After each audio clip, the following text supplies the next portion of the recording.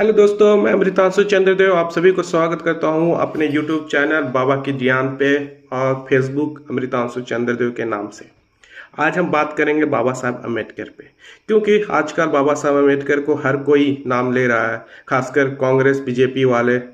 और कांग्रेस और आप तो इतना तक बोल दिया है जो ओपोजिशन वाले हैं कि बीजेपी ये जो सरकार है बाबा साहब अम्बेडकर की सोच वाली देश को ख़त्म कर देगी, कॉन्स्टिट्यूशन को ख़त्म कर देगी, इनको दे रहा।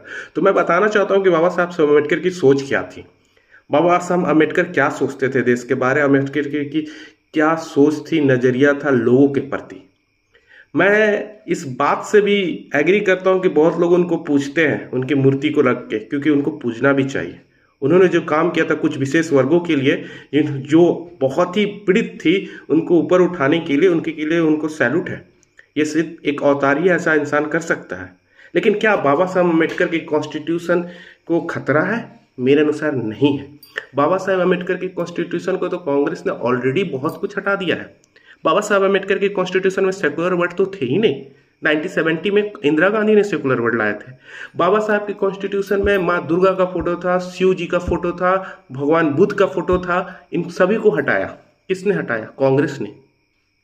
बाबा साहब अम्बेडकर एक और चीज बोलते थे।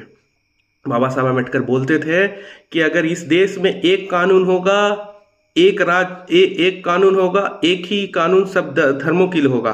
और वो सिविल लॉ लाना चाहते थे। सिविल लॉ के अगेंस्ट नेहरू थे और जो नहीं लाने दिए, इसके कारण बाबा साहब अम्बेडकर ने रिजाइन दे दिया था। वो कभी माइनॉरिटी वाले लॉ के लिए रेडी नहीं थे। वो वक्फ बॉडी सब लाना ही नहीं चाहते थे, रखना ही नहीं चाहते थे। ये सारे चीज़ों को कांग्रेस के अगेंस्ट ही, इसलिए उन्होंने अपना लॉ मिनिस्ट्री से रिजाइन दिया।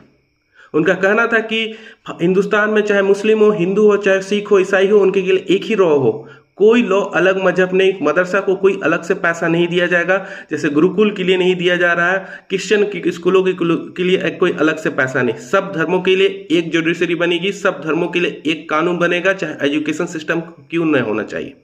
उनका कहना था कि मुसलमानों को शिक्षित किया जाए। मुसलमानों को ज़्यादा अगर हम फिर से उनको वापस करेंगे उनकी धार्मिक की तरफ, तो 1947 वाला सिचुएशन फिर से हो जाएगा, जो कि आज हो रहा है।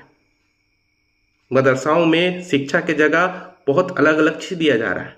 उनका एक और कहना था कि अगर हिंदुस्तान का बंटवारा धर्म के नाम पे हो रहा है, तो बाबा साहब अम्बेडकर कहना था कि मैं चाहता हूं कि सारे मुसलमान पाकिस्तान की ओर चल जाना चाहिए, क्योंकि जब धर्म और देश चुनने का बात आएगा तो मुसलमान धर्म ही चुनेंगे।